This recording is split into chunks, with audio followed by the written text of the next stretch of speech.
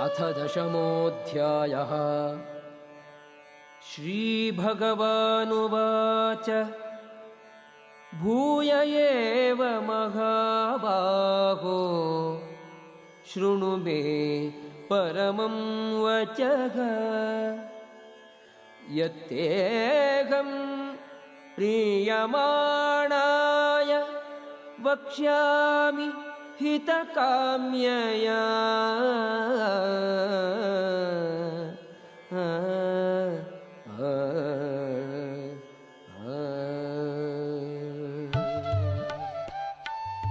The Supreme Personality of Godhead said, "Listen again, O mighty armed Arjuna, because you are my dear friend, for your benefit I shall speak to you further, giving knowledge that is better than what I have already explained."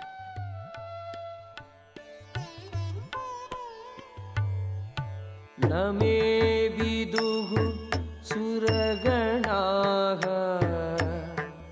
प्रभवं न महर्षयः अहम् आदिर्हि देवानां महर्षीणां च सर्वशः। Neither the hosts of demigods nor the great sages know my origin or opulences, for in every respect I am the source of the demigods and sages.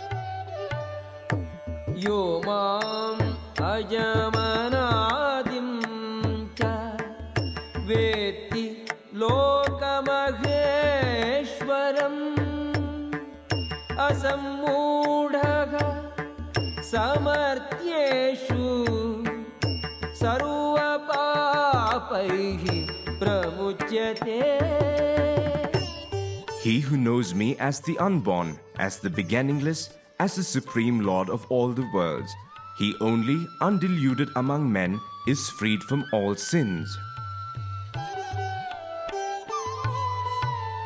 बुद्धिर्ज्ञानम् असम्मोहः क्षमा सत्यं दमः शमः सुखं दुःखं भवो भावो भयं च भयमेव च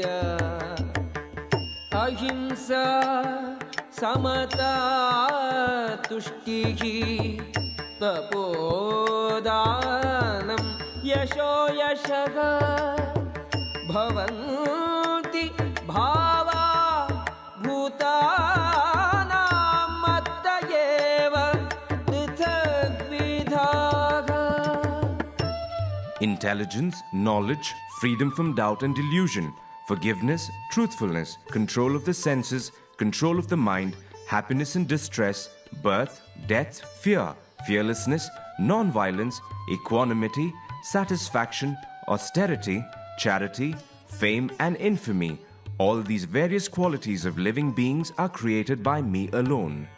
महर्षयः सप्त पूर्वे चत्वारो मनवस्तथा मद्भावा मानसा जाता येषां लोक इमाः प्रजाः। The seven great sages, and before them the four other great sages, and the Manus, progenitors of mankind, come from me, born from my mind, and all the living beings populating the various planets descend from them. एतां विभूतिं योगं च मम यो वेत्ति तत्त्वतः सोऽविकम्पेन योगेन युज्यते नात्र संशयः। One who is factually convinced of this opulence and mystic power of mine engages in unalloyed devotional service. Of this there is no doubt. अहं सर्वस्य प्रभवो मत्तः सर्वं प्रवर्तते इति मत्वा भजन्ते मां बुधाः भावसमन्विताः. I am the source of all spiritual and material worlds. Everything emanates from me. The wise who perfectly know this engage in my devotional service and worship me with all their hearts. मच्चित्ता मद्गतप्राणाः बोधयन्तः परस्परम् कथयन्तश्च मां नित्यं तुष्यन्ति च रमन्ति च. The thoughts of my pure devotees dwell in me. Their lives are fully devoted to my service, and they derive great satisfaction and bliss from always enlightening one another and conversing about me.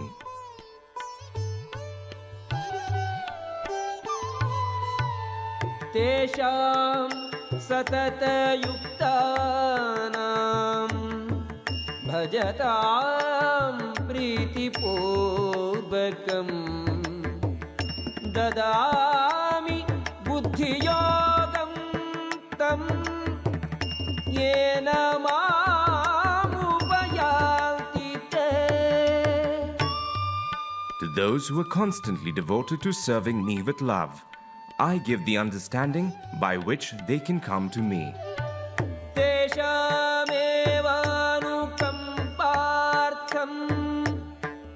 अहमज्ञानजं तमः नाशयामि आत्मभावस्थो ज्ञानदीपेन भास्वता.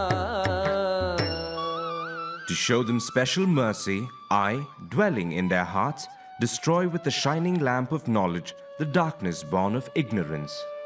अर्जुन उवाच परं ब्रह्म परं धाम पवित्रं परमं भवान् पुरुषं शाश्वतं दिव्यम् आदिदेवमजं विभुम्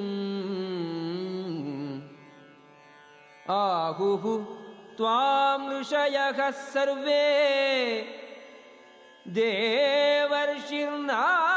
देवर्षिर्नारदस्तथा असितो देवलो व्यासः स्वयं चैव ब्रवीषि मे. Arjuna said, "You are the Supreme Personality of Godhead, the ultimate abode, the purest, the absolute truth. You are the eternal, transcendental, original person, the unborn, the greatest.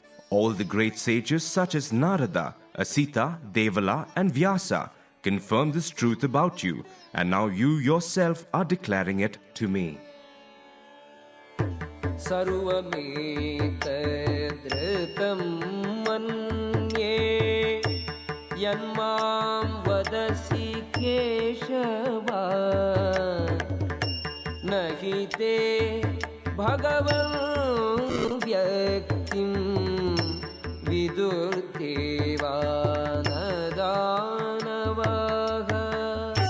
O Krishna, I totally accept as truth all that you have told me. Neither the demigods nor the demons, O Lord, can understand your personality. स्वयमेवात्मनात्मानं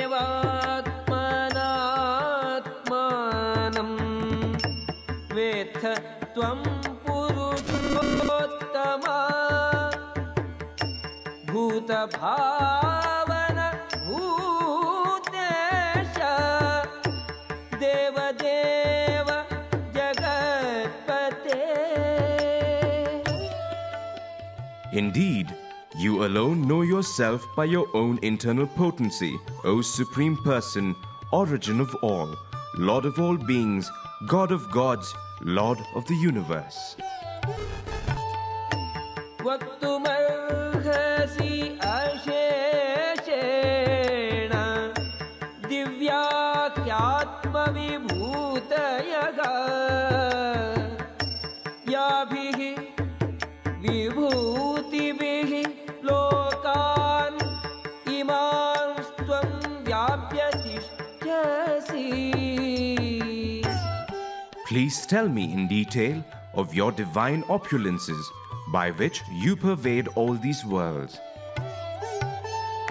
कथं विद्यामगं योगिं त्वां सदा परिचिन्तयन् केषु के भावेषु चिन्त्योऽसि भगवन् मया. O Krishna, O Supreme Mystic, how shall I constantly think of you, and how shall I know you? In what various forms are you to be remembered, O Supreme Personality of Godhead? विस्तजेणात्मनो योगं विभूतिं च जनार्दन भूयः कथय तृप्तिर्हि शृण्वतो नास्ति मे अमृतम्. O Janardana, again, please describe in detail the mystic power of your opulences. I am never satiated in hearing about you, for the more I hear, the more I want to taste the nectar of your words.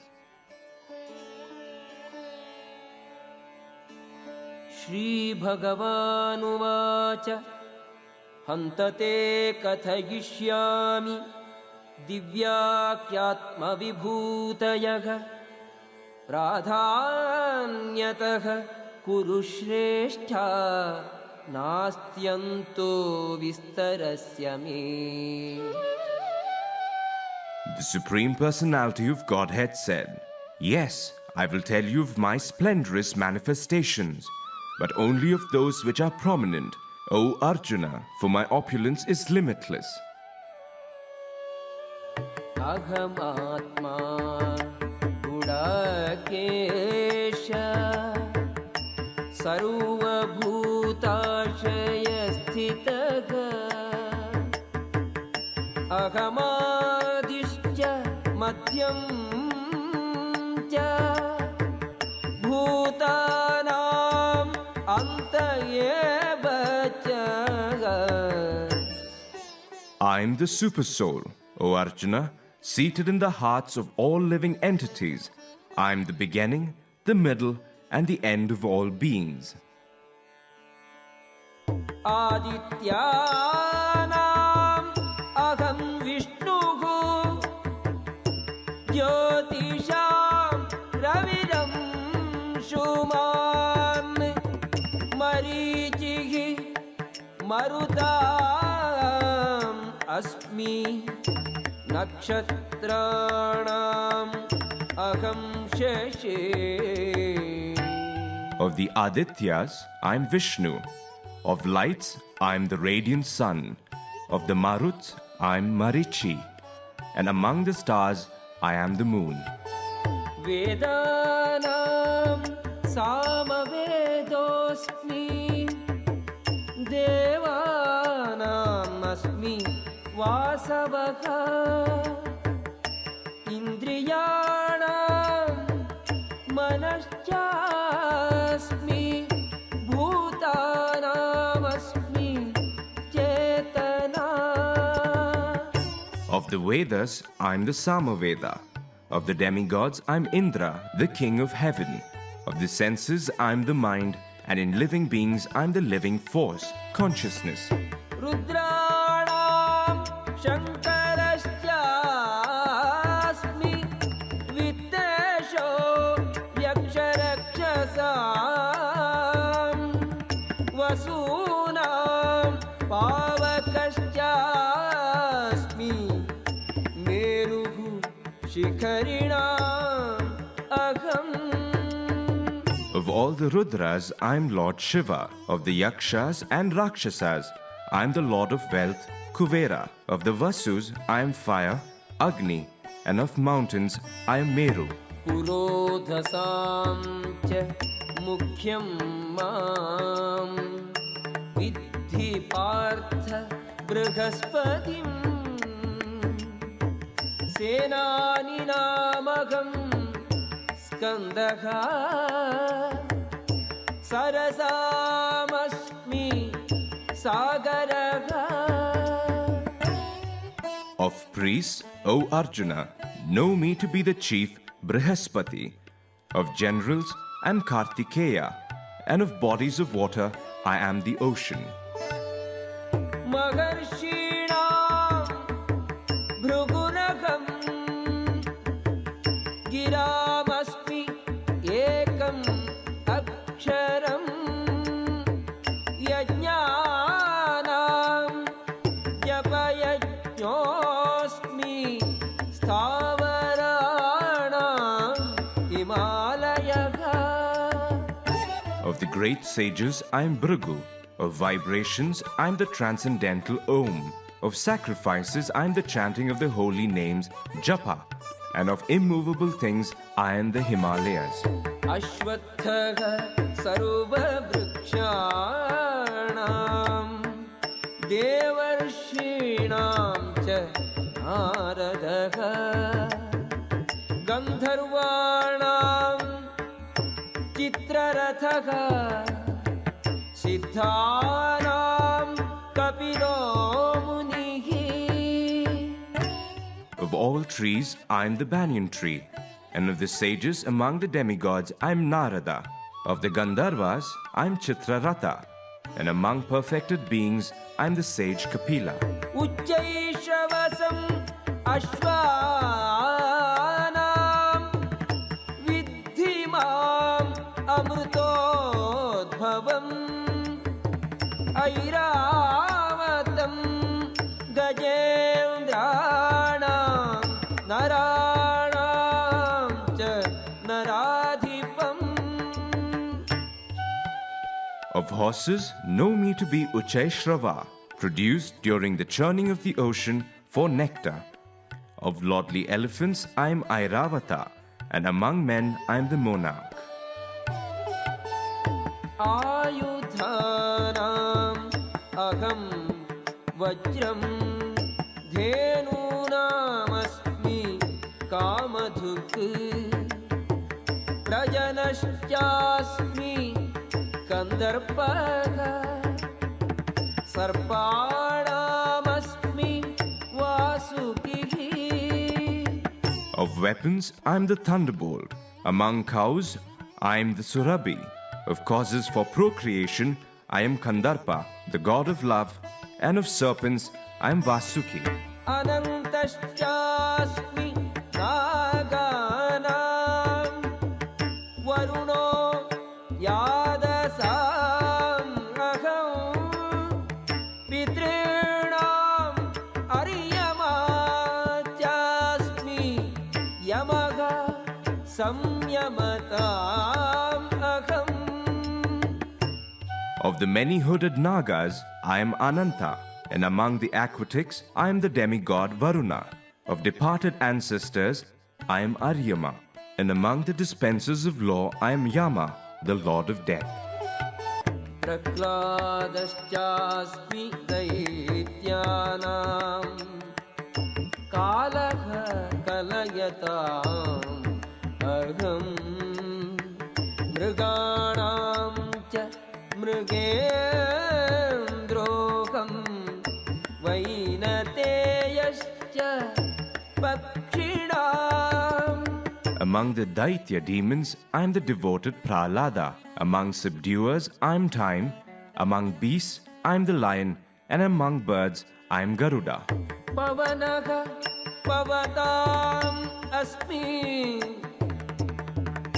रामः शस्त्रभृताम् अहं झषाणां मकरश्चास्मि स्रोतसामस्मि Jahnavi.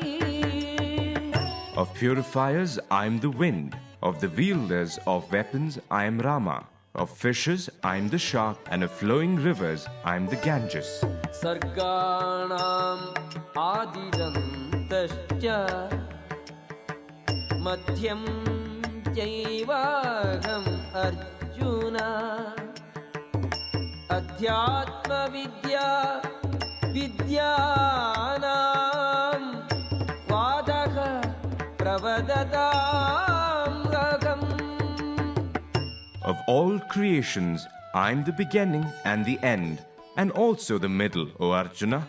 Of all sciences, I am the spiritual science of the self, and among logicians, I am the conclusive truth. अक्षराणाम् अकारोऽस्मि द्वन्द्वः सामासिकस्य च अहमेवाक्षयः कालो धाताहं विश्वतो मुखः. Of letters, I am the letter R, and among compound words, I am the dual compound. I am also inexhaustible time, and of creators, I am Brahma. मृत्युः सर्वहरश्चाहम् उद्भवश्च भविष्यताम्. कीर्तिः श्रीर्वाक्यनारीणां स्मृतिः मेधा धृतिः क्षमा. I am all devouring death, and I am the generating principle of all that is yet to be. Among women, I am fame, fortune, fine speech, memory, intelligence, steadfastness, and patience. बृहत्साम तथा साम्नां गायत्री छन्दसाम् अहम् मासानां मार्गशीर्षोऽहम् ऋतूनां कुसुमाकरः. Of the hymns in the Sama Veda, I am the Brihat Sama, and of poetry, I am the Gayatri. Of months, I am Margashirsha, and of seasons, I am flower-bearing spring. द्यूतं चलयताम् अस्मि तेजस्तेजस्वीनाम् अहम् जयोऽस्मि व्यवसायोऽस्मि सत्वं सत्त्ववताम् अहम्. I am also the gambling of cheats, and of the splendid, I am the splendor. I am victory, I am adventure, and I am the strength of the strong. कृष्णीनां वासुदेवोऽस्मि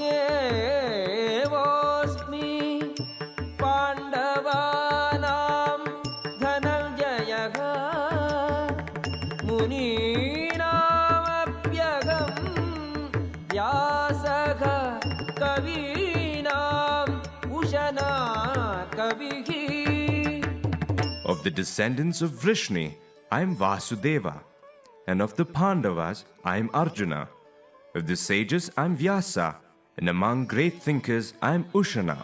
दण्डो दमयताम् अस्मि नीतिरस्मि जिगीषताम् मौनं चैवास्मि गुह्यानां ज्ञानं ज्ञानवताम् अहम्.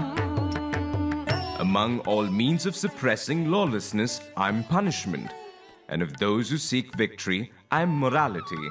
Of secret things, I am silence, and of the wise, I am the wisdom. यच्चापि सर्वभूतानां बीजं तदहम् अर्जुन न तदस्ति विना यत्स्यात् मया भूतं चराचरम्. Furthermore, O Arjuna, I am the generating seed of all existences. There is no being, moving or non-moving, that can exist without me. नान्तोऽस्ति मम दिव्या